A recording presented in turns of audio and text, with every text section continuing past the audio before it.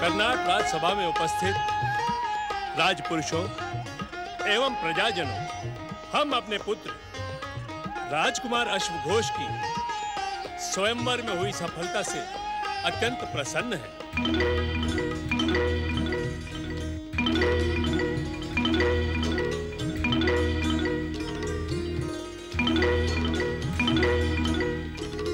राजकुमार अश्वघोष का यश तथा पराक्रम विचार की किसी भी संभावना से ऊपर उठ चुका है। हम अपने राज्य का कार्यभार राजकुमार को सौंपकर अवकाश लेने की घोषणा करते हैं। महाराज विश्वघोष, राजकुमार अश्वघोष और राजवधू नीलिमा की राजकुमार अश्वघोष, इस शुभ अवसर पर तुम्हें अपनी नवविवाहिता पत्नी राजकुमारी नीलिमा के साथ हमारे कुलगुरु कालिका चरण जी से आशीर्वाद प्राप्त करना चाहिए। महाराज विश्वघोष, हमारा आशीर्वाद प्राप्त करने के पश्चात भी इन दोनों का वैवाहिक जीवन सुखमय नहीं हो सकता।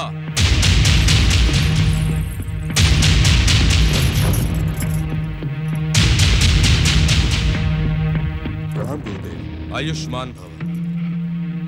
राजकुमार अश्वघोष, स्वयंवर में जाने से पहले जब तुम हमारा आशीर्वाद प्राप्त करने के लिए आए थे, हमने तभी तुम्हें स्वयंवर में न जाने के लिए सावधान किया था, किंतु तुम हमारी आज्ञा का उल्लंघन करके एक ऐसी राजवधू का वरण करके लाए हो जिसके मन में तुम्हारे प्रति तनिक भी प्रेम नहीं है।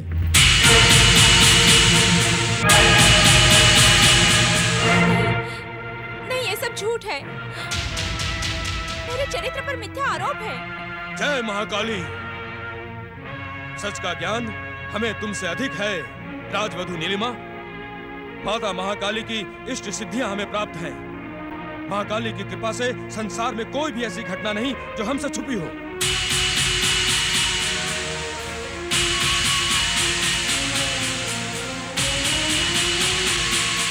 सच सच बताओ राजवधू, स्वयंवर सभा में आने से पहले और स्वयंवर मंडप में प्रवेश करने के बाद क्या तुमने किसी दूसरे पुरुष का ध्यान नहीं किया था?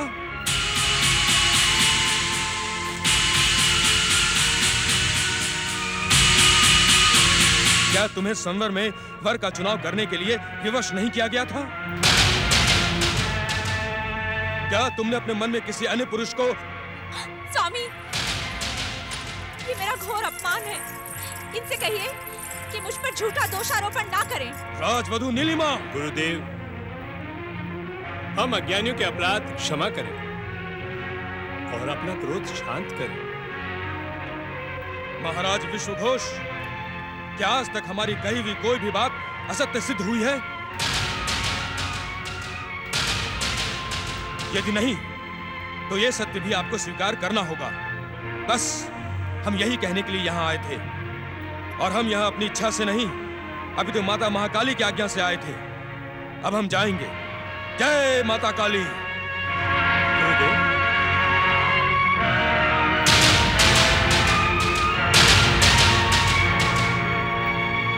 तुम विचलित ना हो पुत्रवधू।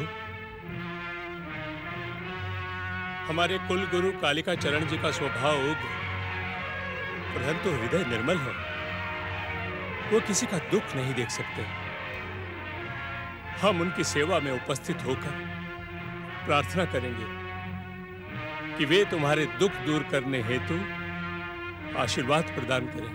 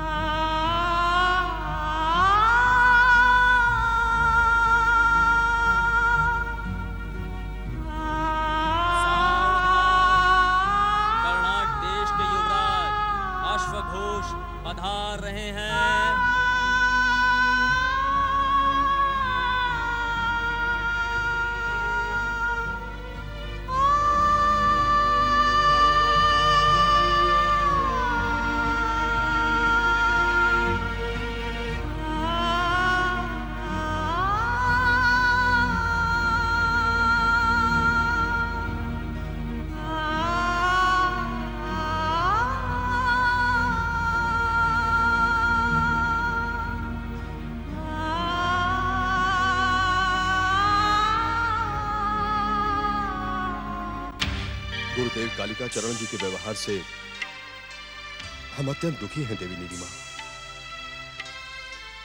परंतु उन्होंने हमारे मन में एक हलचल और कई प्रश्नों को जन्म अवश्य दे दिया है।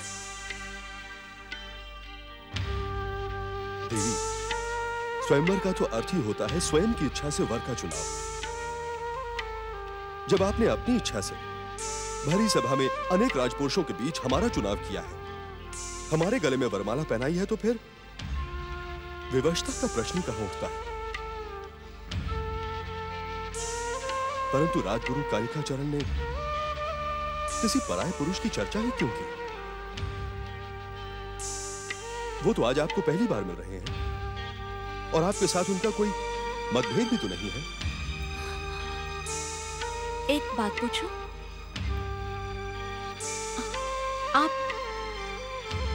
आप अन्यथा तो नहीं लेंगे ना? नहीं देवी, कदापि नहीं। जब तक आप कुछ पूछेंगे नहीं, तब तक मुझे मेरे प्रश्नों का उत्तर कहां से मिलेगा? पूछिए। जब कालिका चरण जी ने आपको स्वयंवर में जाने से रोका था, तो आप... देवी, आपके सौंदर्य की चर्चा आपके स्वयंवर से पहले ही चारों दिशाओं में फैल चुकी थी। उसी चर्चा के कारण हम स्वयं को वहां जाने से रोक ही नहीं सके। परंतु आप तनिक भी चिंता न करें, हम कल प्रातः ही पिताश्री के साथ गुरुदेव की सेवा में जाएंगे और मैं भी आपके साथ चलूंगी और राजगुरु से निवेदन करूंगी कि अगर वो अपने निर्णय पर दृढ़ हैं, तो उन्हें यह सिद्ध करना होगा। अब मैं कर्नाट राज्य की राजवधू हूं। मेरा चरित्र सारी शंका और आशंकाओं से ऊपर होना चाहिए। देवी, आप राजगुरु कालिका चरण जी की चमत्कारी और सिद्ध शक्तियों को चुनौती देने की भूल कदापि न करें।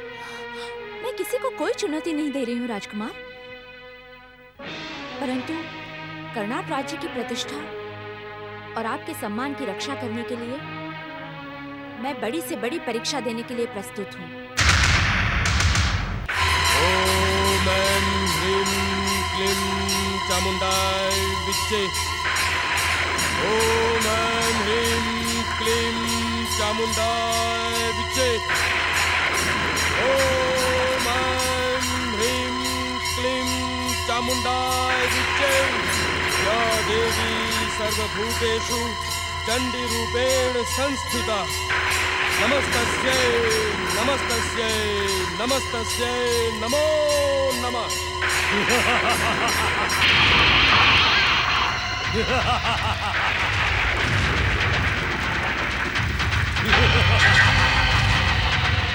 हे मां काली, आज मेरी भक्ति और तेरी शक्ति की परीक्षा है। ये पाताल से प्रकट अदृश्य राक्षस जन जन का अहित करना चाहता है। मैं इसे अपने मंत्र की शक्ति से कीलित कर अपने चरणों का दास बनाने का प्रण कर चुका हूं। मुझे शक्ति दो मां, मेरी सहायता करो मां, मेरी सहायता करो।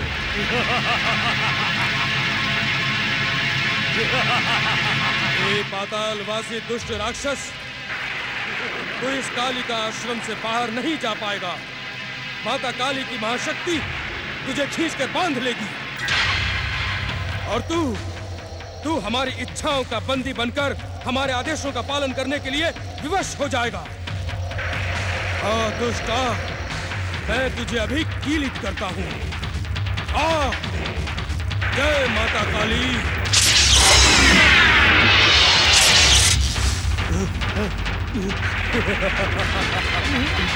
मेरा शरीर झुलस रहा है, मुझ पर दया करो, मुझे इस तपन से मुक्ति दो।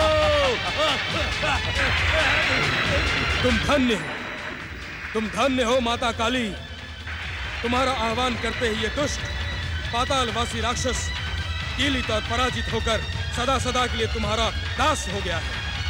तुम धन्य हो माते, धन्य हो। मुक्ति दो।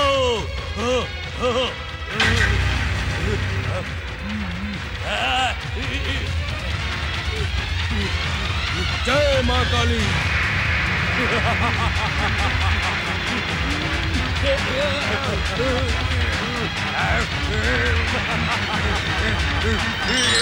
जय मां काली।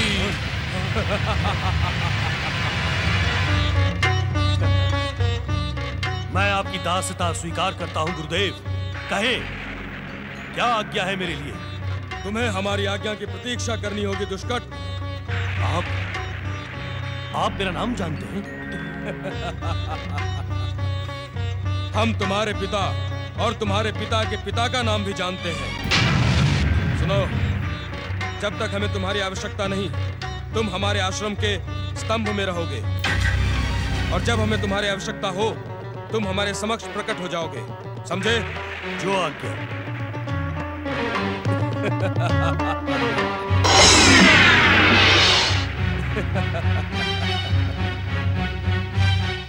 जय हो माता काली, तुम्हारी जय हो।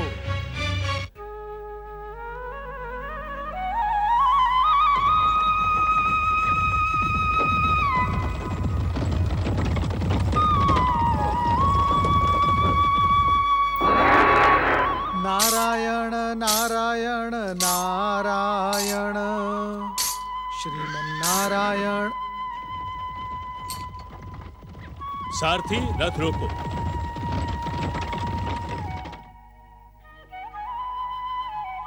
गुरुदेव के आश्रम में जाने की मर्यादा का पालन करते हुए हम यहाँ से गुरुदेव कालिका चरण जी के आश्रम तक पैदल ही जाएंगे पुत्र।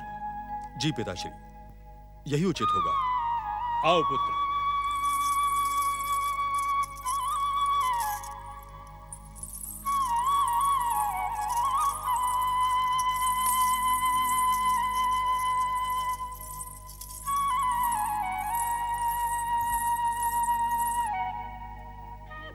राजगुरु कालिका चरण की जय। राजगुरु कालिका चरण की जय। राजगुरु कालिका चरण की जय। राजगुरु कालिका चरण की जय। राजगुरु कालिका चरण की जय। नारायण नारायण। परम गणेश भक्त ऋषि कपिल को धर्म संकट में डालने वाली राजकुमारी नीलिमा